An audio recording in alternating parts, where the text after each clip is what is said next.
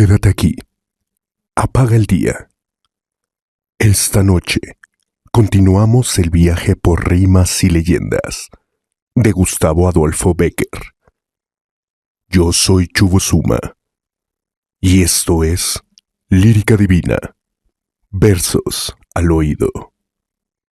Comenzamos. Leyenda: Maese Pérez, el organista. En Sevilla, en el mismo atrio de Santa Inés, y mientras esperaba que comenzase la misa del gallo, oí esta tradición a una demandadera del convento. Como era natural, después de oírla, aguardé impaciente que comenzara la ceremonia, ansioso de asistir a un prodigio. Nada menos prodigioso, sin embargo, que el órgano de Santa Inés, ni nada más vulgar que los insulsos motetes que nos regaló su organista aquella noche. Al salir de la misa, no pude por menos de decirle a la demandadera con aire de burla: ¿en qué consiste que el órgano de Maese Pérez suene ahora tan mal? Toma, me contestó la vieja, en que este no es el suyo. ¿No es el suyo? Pues ¿qué ha sido de él? Se cayó a pedazos, de puro viejo, hace una porción de años. ¿Y el alma del organista? No ha vuelto a aparecer desde que colocaron el que ahora los sustituye. Si a alguno de mis lectores se les ocurriese hacerme la misma pregunta después de leer esta historia, ya sabe por qué no se ha continuado el milagroso portento hasta nuestros días. Parte 1. ¿Veis ese de la capa roja y la pluma blanca en el fieltro, que parece que trae sobre su justillo todo el oro de los galeones de Indias? Aquel que baja en este momento de su litera para dar la mano a esa otra señora, que después de dejar la suya, se adelanta hacia aquí, precedida de 4 pajes con hachas. Pues ese es el marqués de Moscoso, galán de la condesa viuda de Villapineda. Se dice que antes de poner sus ojos sobre esta dama, había pedido en matrimonio a la hija de un opulento señor. Mas el padre de la doncella, de quien se murmura que es un poco avaro. Pero calle, en hablando del rey de Roma, cátale aquí que asoma. ¿Veis aquel que viene por debajo del arco de San Felipe, a pie, embozando en una capa oscura y precedido de un solo criado con una linterna? Ahora llega frente al retablo. ¿Reparasteis al desembozarse para saludar a la imagen la encomienda que brilla en su pecho? A no ser por ese noble distintivo, cualquiera le creería una lonjista de la calle de Culebras, pues ese es el padre en cuestión. Mirar cómo la gente del pueblo le abre paso y le saluda. Toda Sevilla le conoce por su colosal fortuna. Él solo tiene más ducados de oro en sus arcas que soldados mantiene nuestro señor el rey don Felipe. Y con sus galeones podría formar una escuadra suficiente a resistir a la del gran turco. Mirad, mirad, ese grupo de señores graves. Esos son los caballeros 24. Hola, hola. También está aquí el flamencote, a quien se dice que no han echado ya el guante los señores de la Cruz Verde merced a su influjo con los magnates de Madrid. Este no viene a la iglesia más que a oír música. No, pues si Maese Pérez no larga con su órgano lágrimas como puños, bien se puede asegurar que no tiene su alma en su armario, sino friéndose en las calderas de Pedro Botero. Ay, vecina, malo, malo. Presumo que vamos a tener jarana. Yo me refugio en la iglesia, pues por lo que veo, aquí van a dar más de sobra a los cintarazos que los paternoster. Mirad, mirad, las gentes del Duque de Alcalá doblan la esquina de la Plaza de San Pedro, y por el callejón de las Dueñas se me figura que he columbrado a las Medina Sidonia. ¿No os lo dije? Ya se han visto, ya se detienen unos y otros, sin parar de sus puestos. Los grupos se disuelven. Los ministriles, a quien en estas ocasiones apelean amigos y enemigos, se retiran. Hasta el señor asistente, con su vara y todo, se refugia en el atrio y luego dicen que hay justicia para los pobres. Vamos, vamos, ya brillan los broqueles en la oscuridad. Nuestro Señor del gran poder nos asista. Ya comienzan los golpes. Vecina, vecina, aquí, antes que cierren las puertas. Pero calle, ¿qué es eso? Aún no ha comenzado cuando lo dejan. ¿Qué resplandor es aquel? Hachas encendidas, literas. Es el señor arzobispo. La Virgen Santísima del Amparo, a quien invocaba ahora mismo con el pensamiento, lo trae en mi ayuda. Ay, si nadie sabe lo que yo le debo a esta señora. Con cuánta usura me paga la candelilla que le enciendo los sábados. Vedlo, qué hermoso tote está con sus hábitos morados y su birrete rojo. Dios le conserve en su silla tantos siglos, como yo deseo de vida para mí. Si no fuera por él, media Sevilla hubiera ya ardido con estas disensiones de los duques. Vedlos, vedlos. Los hipocritones, cómo se acercan ambos a la litera del prelado para besarle el anillo. Cómo le siguen y le acompañan, confundiéndose con sus familiares. ¿Quién diría que esos dos parecen tan amigos si dentro de media hora se encuentran en una calle oscura? Es decir, ellos, líbreme Dios de creer los cobardes. Buena muestra han dado de sí, peleando en algunas ocasiones contra los enemigos de nuestro Señor. Pero es la verdad que si buscaran, y si se buscaran con ganas de encontrarse, se encontrarían, poniendo fin de una vez a estas continuas reyertas, en los cuales los que verdaderamente baten el cobre de firme con sus deudos, sus allegados y su servidumbre. Pero vamos, vecina, vamos a la iglesia, antes de que se ponga de bote en bote, que algunas noches como esta suele llenarse de modo que no cabe ni un grano de trigo. Buena ganga tienen las monjas con su organista.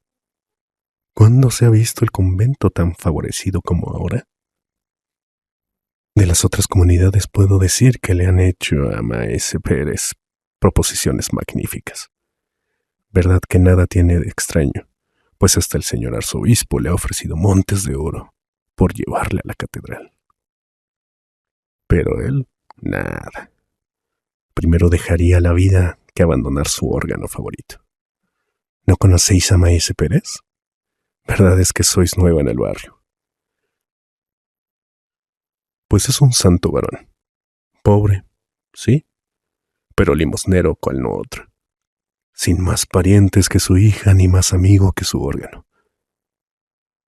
Pasa su vida entera en velar por la inocencia de la una y componer los registros del otro. Cuidado que el órgano es viejo. Pues nada, él se da tal maña en arreglarlo y cuidarlo que suena que es una maravilla. Como que le conoce de tal modo que a tientas, porque no sé si os le he dicho, pero el pobre señor es ciego de nacimiento. Y con qué paciencia lleva su desgracia. Cuando le preguntan que cuánto daría por ver, responde: mucho, pero no tanto como creéis, porque tengo esperanzas. ¿Esperanzas de ver?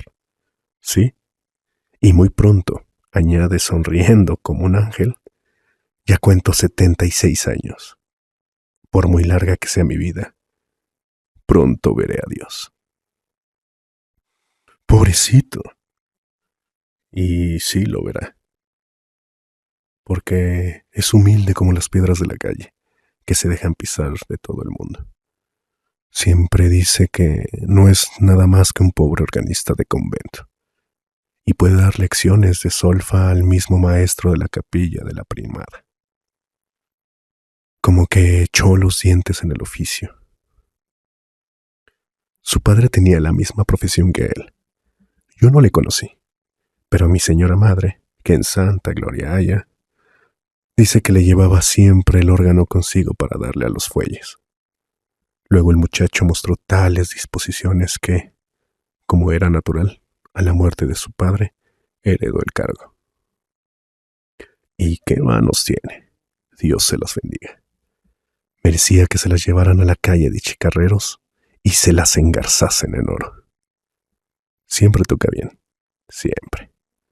Pero en semejante noche como esta es un prodigio. Él tiene una gran devoción por esta ceremonia de la misa del gallo. Y cuando levantan la sagrada forma, al punto y hora de las 12, que es cuando vino al mundo nuestro Señor Jesucristo, las voces de su órgano son voces de ángeles. En fin, ¿para qué tengo que ponderarle lo que esta noche oirá?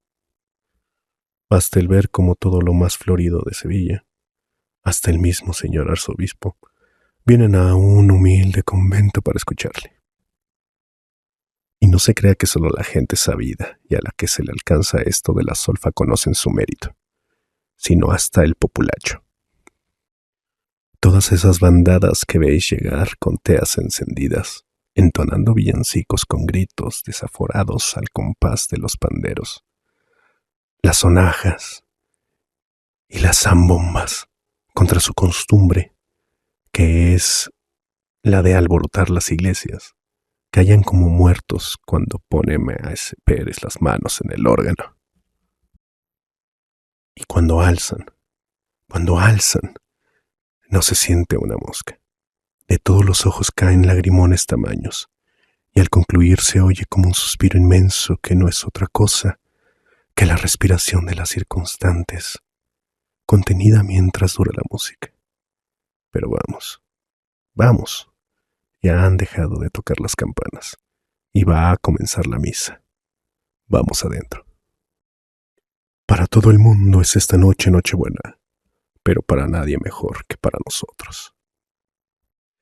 Esto diciendo, la buena mujer que había servido de cicerone a su vecina atravesó el atrio del convento de Santa Inés, y codazo en este, empujón en aquel, se internó en el templo, perdiéndose entre la muchedumbre que se agolpaba en la puerta. Parte 2. La iglesia estaba iluminada con una profusión asombrosa. El torrente de luz que se desprendía de los altares para llenar sus ámbitos chispeaba en los ricos joyeles de las damas, que, arrodillándose sobre los cojines de terciopelo que vendían los pajes y tomando el libro de oraciones de manos de las dueñas, vinieron a formar un brillante círculo alrededor de la verja del presbiterio. Junto a aquella verja, de pie, envueltos en sus capas de color, galoneadas de oro, dejando entrever con estudiado descuido las encomiendas rojas y verdes, en la una mano el fieltro, cuyas plumas besaban los tapices, la otra sobre los bruñidos gavilanes del estoque, o acariciando el pomo del cincelado puñal, los caballeros 24, con gran parte de lo mejor de la nobleza sevillana.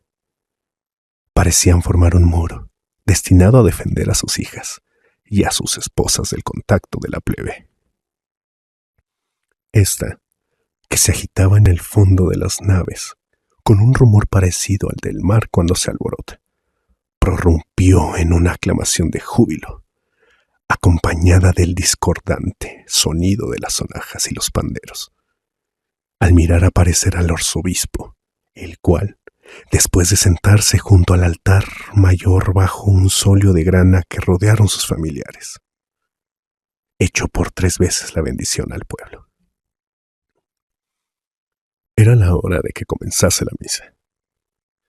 Transcurrieron, sin embargo, algunos minutos sin que el celebrante apareciese. La multitud comenzaba a rebullirse, demostrando su impaciencia. Los caballeros cambiaban entre sí algunas palabras a media voz, y el arzobispo mandó a la sacristía a uno de sus familiares a inquirir el por qué no comenzaba la ceremonia. Maese Pérez se ha puesto malo, muy malo, y será imposible que asista esta noche a la misa. Esta fue la respuesta del familiar.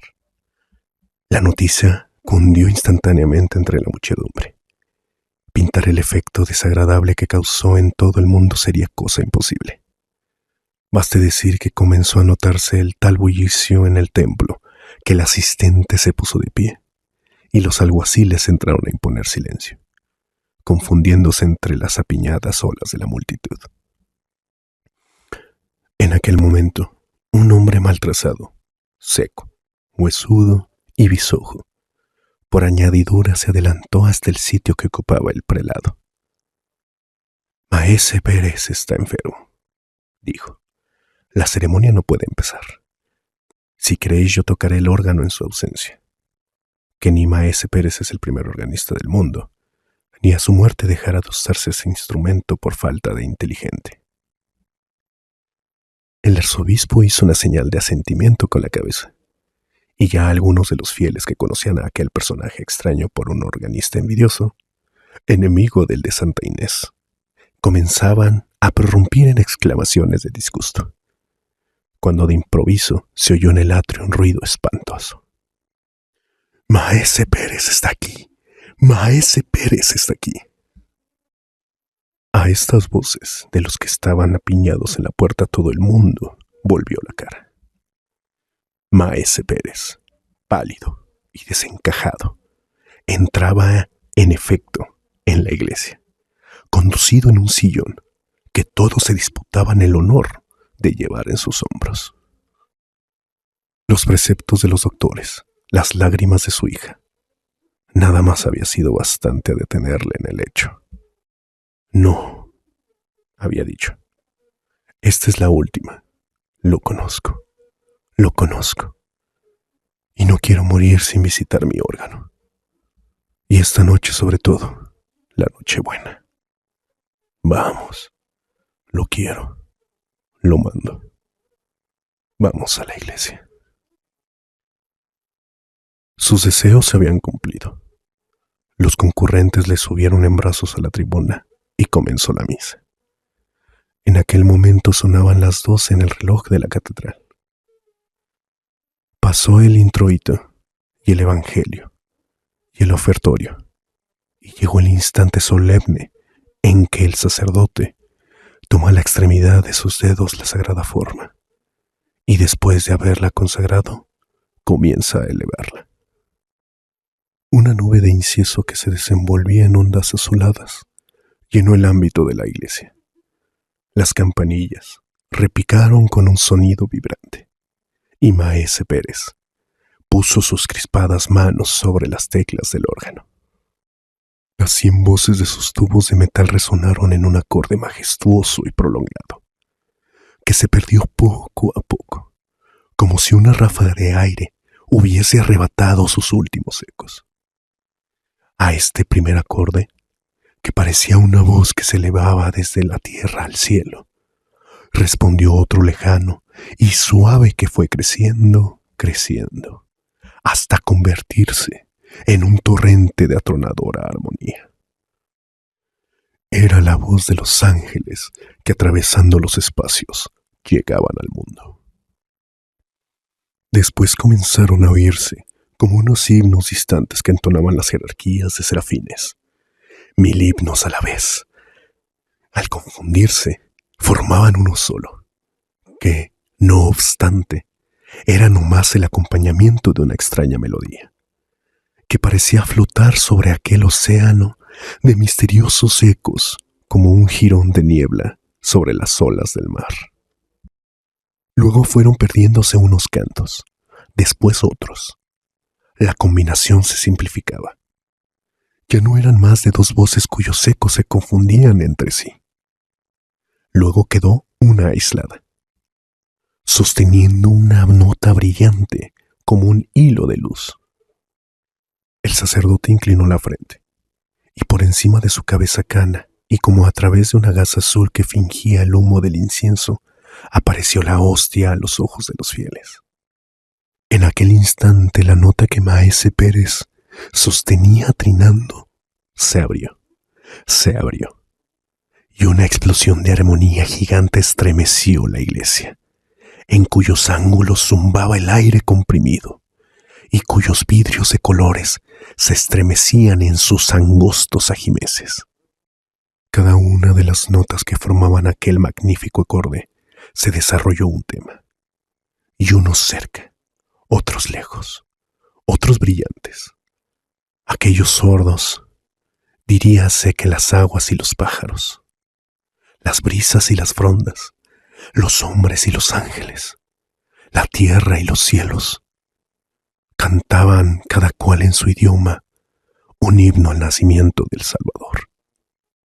La multitud escuchaba atónica y suspendida. En todos los ojos había una lágrima, en todos los espíritus un profundo recogimiento. El sacerdote que oficiaba sentía temblar sus manos, porque aquel que levantaba en ellas, aquel a quien saludaban hombres y arcángeles, era su Dios. Era su Dios. Y le parecía haber visto abrirse los cielos y transfigurarse la hostia. El órgano proseguía sonando, pero sus voces se apagaban gradualmente como una voz que se pierde de eco en eco, y se aleja y se debilita al alejarse cuando de pronto sonó un grito de mujer. El órgano exhaló un sonido discorde y extraño, semejante a un sollozo, y quedó mudo. La multitud se agolpó a la escalera de la tribuna, hacia la que, arrancados de sus éxtasis religioso, volvieron la mirada con ansiedad todos los fieles. ¿Qué ha sucedido? ¿Qué pasa?, se decían unos a otros, y nadie sabía responder, y todos se empeñaban en adivinarlo. Y crecía la confusión, y el alboroto comenzaba a subir de punto, amenazando turbar el orden y el recogimiento propios de la iglesia. ¿Qué ha sido eso?, preguntaban las damas al asistente, que, precedido de los ministriles, fue uno de los primeros a subir a la tribuna, y que, pálido, y con muestras de profundo pesar, se dirigía al puesto en donde le esperaba el arzobispo, ansioso, como todos, por saber la causa de aquel desorden. ¿Qué hay? Que Maese Pérez acaba de morir. En efecto, cuando los primeros fieles, después de atropellarse por la escalera, llegaron a la tribuna, vieron al pobre organista caído de boca sobre las teclas de su viejo instrumento, que aún vibraba sordamente, mientras su hija, arrodillada a sus pies, le llamaba en vano entre suspiros y sollozos. Parte 3. Buenas noches, mi señora doña Baltasara. ¿También Usarced viene esta noche a la misa del gallo? Por mi parte, tenía hecha intención de irla a oír a la parroquia. Pero lo que sucede... ¿Dónde va Vicente? ¿Y eso qué? Si ¿dónde va la verdad?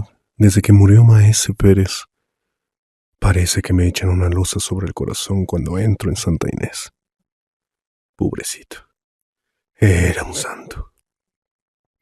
Yo de mí sé decir que conservo un pedazo de su jugón como una reliquia.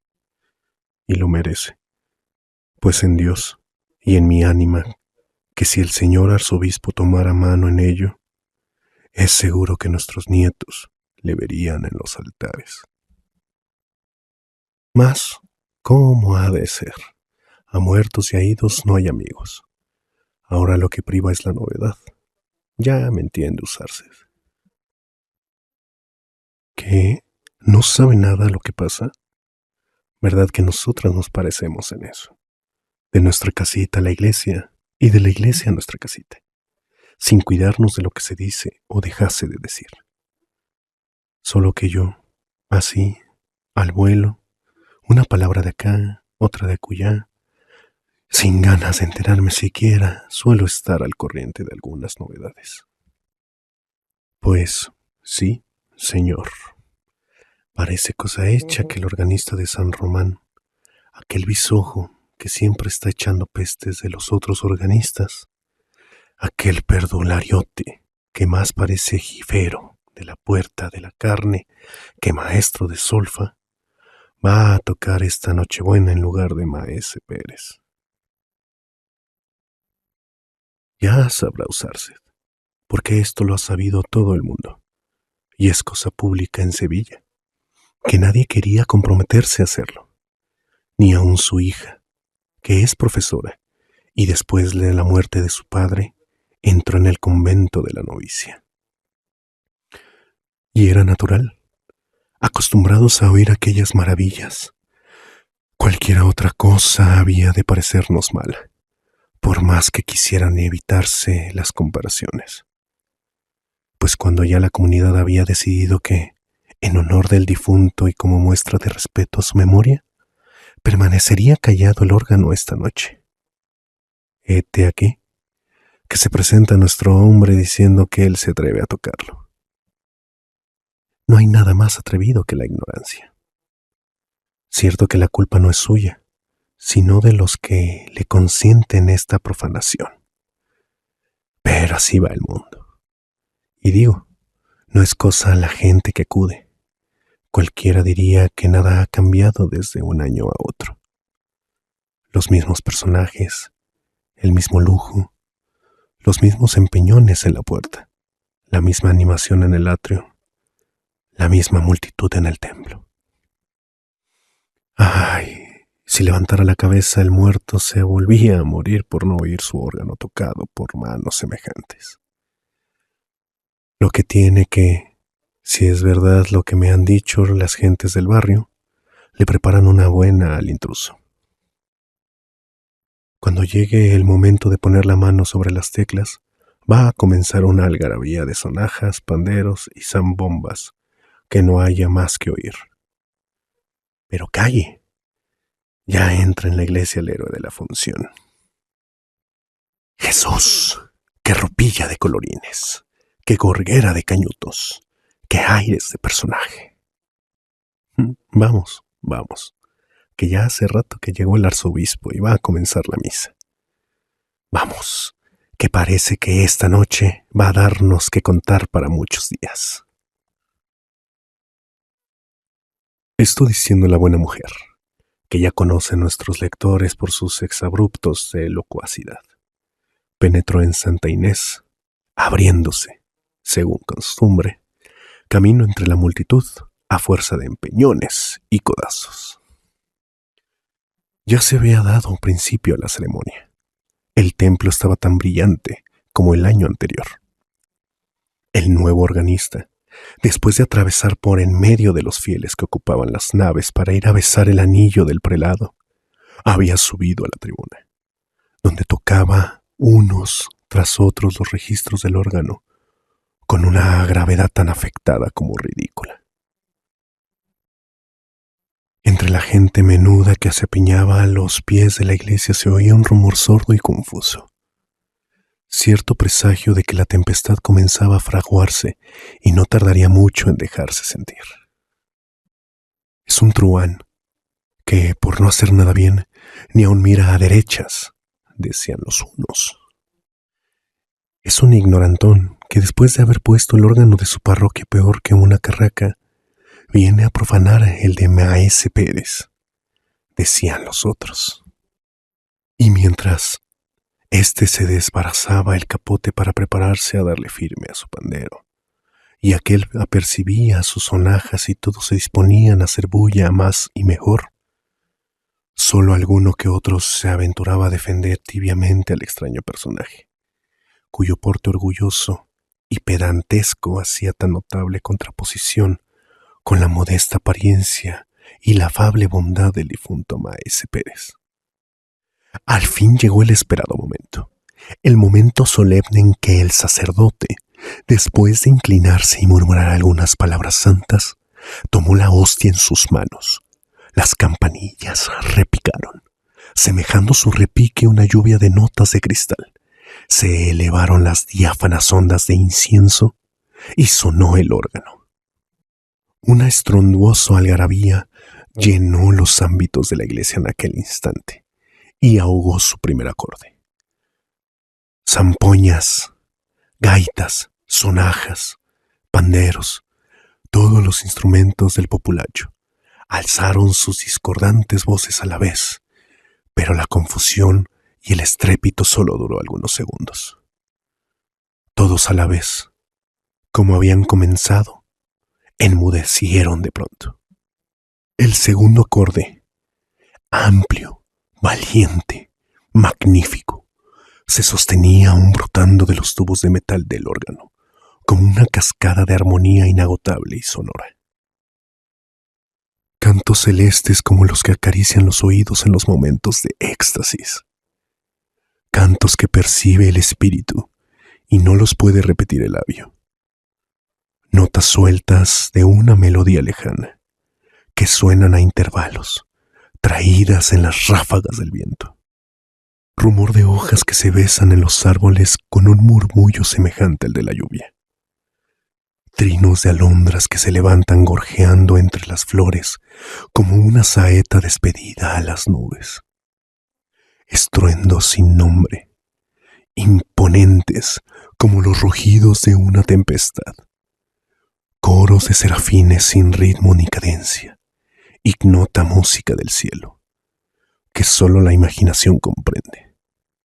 Himnos alados, que parecían remontarse al trono del Señor como una tromba de luz y de sonidos. Todo lo expresaban las 100 voces del órgano, con más pujanza, con más misteriosa poesía, con más fantástico color que lo que habían expresado nunca. Cuando el organista bajó de la tribuna, la muchedumbre que se agolpó a la escalera fue tanta, y tanto su afán por verle y admirarle, que el asistente, temiendo, no sin razón, que le ahogaran entre todos, mandó a algunos de sus ministriles para que, vara en mano, le fueran abriendo camino hasta llegar al altar mayor, donde el prelado le esperaba. «¿Ya veis?», le dijo este último cuando le trajeron a su presencia. «Vengo desde mi palacio aquí solo por escucharos. ¿Seréis tan cruel como Maese Pérez, que nunca quiso excusarme el viaje, tocando la Nochebuena en la misa de la catedral?» «El año que viene», respondió el organista. «Prometo daros gusto, pues por todo el oro de la tierra no volvería a tocar este órgano». «¿Y por qué?», interrumpió el prelado. «Porque», añadió el organista procurando dominar la emoción que se revelaba en la palidez de su rostro, «porque es viejo y malo, y no puede expresar todo lo que se quiere». El arzobispo se retiró, seguido de sus familiares. Unas tras otras, las literas de los señores fueron desfilando y perdiéndose en las revueltas de las calles vecinas. Los grupos del atrio se disolvieron, dispersándose los fieles en distintas direcciones. Y ya la demandadera se disponía a cerrar las puertas de la entrada del atrio, cuando se divisaban aún 2 mujeres que, después de persignarse y murmurar una oración ante el retablo del arco de San Felipe, prosiguieron su camino, internándose en el callejón de las dueñas. «¿Qué quiere usarse, mi señora doña Baltasara?», decía la una. «Yo soy de este genial. Cada loco con su tema. Me lo habían de asegurar capuchinos descalzos y no lo creería del todo. Ese hombre no puede haber tocado lo que acabamos de escuchar. Si yo lo he oído 1000 veces en San Bartolomé, que era su parroquia, y de donde tuvo que echarle el señor cura por malo, y era cosa de taparse los oídos con algodones. Yo me acuerdo, pobrecito, como si lo estuviera viendo. Me acuerdo de la cara de Maese Pérez, cuando en semejante noche como esta bajaba de la tribuna después de haber suspendido el auditorio con sus primores. Qué sonrisa tan bondadosa, qué color tan animado. Era viejo y parecía un ángel. No que éste ha bajado las escaleras a trompicones, como si le ladrase un perro en la meseta, y con un color de difunto y unas. Vamos, mi señora doña Baltasara, créame Usársed, y créame con todas veras. Yo sospecho que aquí hay busilis. Comentando las últimas palabras, las dos mujeres doblaban la esquina del callejón y desaparecían. Creemos inútil decir a nuestros lectores quién era una de ellas. Parte 4. Había transcurrido un año más. La abadesa del convento de Santa Inés y la hija de Maese Pérez hablaron en voz baja, medio ocultas entre las sombras del coro de la iglesia. El esquilón llamaba a voz herida a los fieles desde la torre, y alguna que otra rara persona atravesaba el atrio silencioso y desierto esta vez. Y después de tomar el agua bendita en la puerta escogía un puesto en un rincón de las naves, donde unos cuantos vecinos del barrio esperaban tranquilamente que comenzara la misa del gallo. ¿Ya lo veis?, decía la superiora. Vuestro temor es sobremanera pueril. Nadie hay en el templo. Toda Sevilla acude en el tropel a la catedral esta noche. Tocad vos el órgano, y tocadle sin desconfianza de ninguna clase. Estaremos en comunidad, pero proseguís callando, sin que cesen vuestros suspiros. ¿Qué os pasa? ¿Qué tenéis? Tengo miedo, exclamó la joven con un acento profundamente conmovido. ¿Miedo? ¿De qué? No sé, de una cosa sobrenatural. Anoche, mirad, yo os había oído decir que teníais empeño en que tocase el órgano en la misa, y ufana con esta distinción. Pensé arreglar sus registros y templarle, al fin de que hoy os sorprendiese. Vine al coro, sola. Abrí la puerta que conduce a la tribuna. En el reloj de la catedral sonaba en aquel momento una hora, no sé cuál, pero las campanas eran tristísimas y muchas. Estuvieron sonando todo el tiempo que yo permanecí como clavada en el dintel. Y aquel tiempo me pareció un siglo.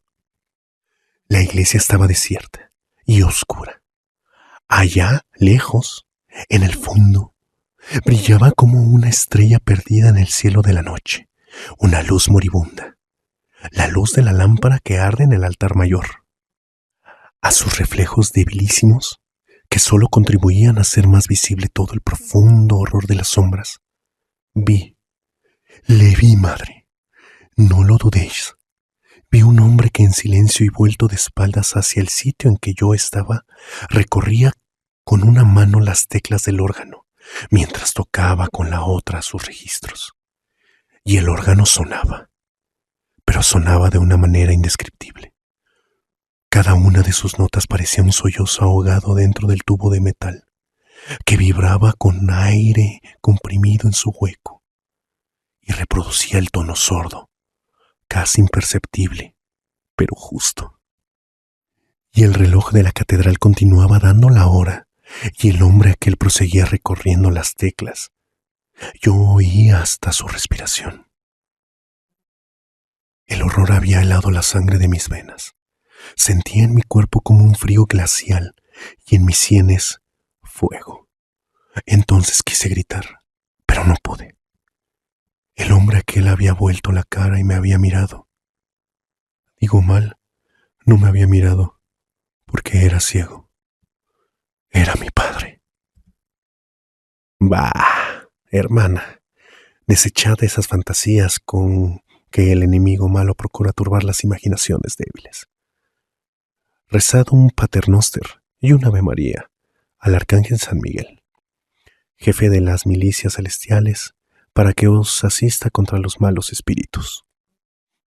Llevad al cuello un escapulario tocado en la reliquia de San Pacomio, abogado contra las tentaciones, y marchad a ocupar la tribuna del órgano. La misa va a comenzar, y ya esperan con impaciencia a los fieles. Vuestro Padre está en el cielo, y desde allí, antes que daros sustos, bajará a inspirar a su hija en esta ceremonia solemne, para el objeto de tan especial devoción. La priora fue a ocupar su sillón en el coro en medio de la comunidad. La hija de Maese Pérez abrió con mano temblorosa la puerta de la tribuna para sentarse en el banquillo del órgano, y comenzó la misa. Comenzó la misa, y prosiguió sin que ocurriese nada de notable hasta que llegó la consagración. En aquel momento sonó el órgano, y al mismo tiempo que el órgano, un grito de la hija de Maese Pérez. «Miradle, miradle», decía la joven fijando sus desencajados ojos en el banquillo, de donde se había levantado asombrada para agarrarse con sus manos convulsas al barandal de la tribuna. Todo el mundo fijó sus miradas en aquel punto. El órgano estaba solo, y no obstante, el órgano seguía sonando como solo los arcángeles podrían imitarlo en sus rapos de místico alborozo. ¿No os lo dije yo una y mil veces, mi señora doña Baltasara? ¿No os lo dije yo?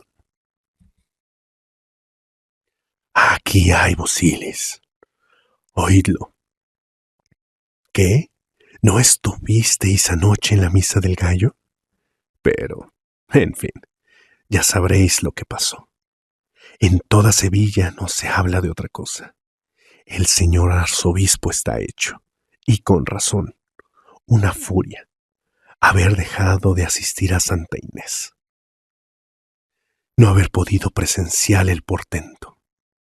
¿Y para qué? Para oír una cencerrada, porque personas que lo oyeron dicen que lo que hizo el dichoso organista de San Bartolomé en la catedral no fue otra cosa. Sí, lo decía yo. Eso no puede haberlo tocado el bisojo. Mentira. Aquí hay busilis. Y el busilis era, en efecto, el alma de Maese Pérez.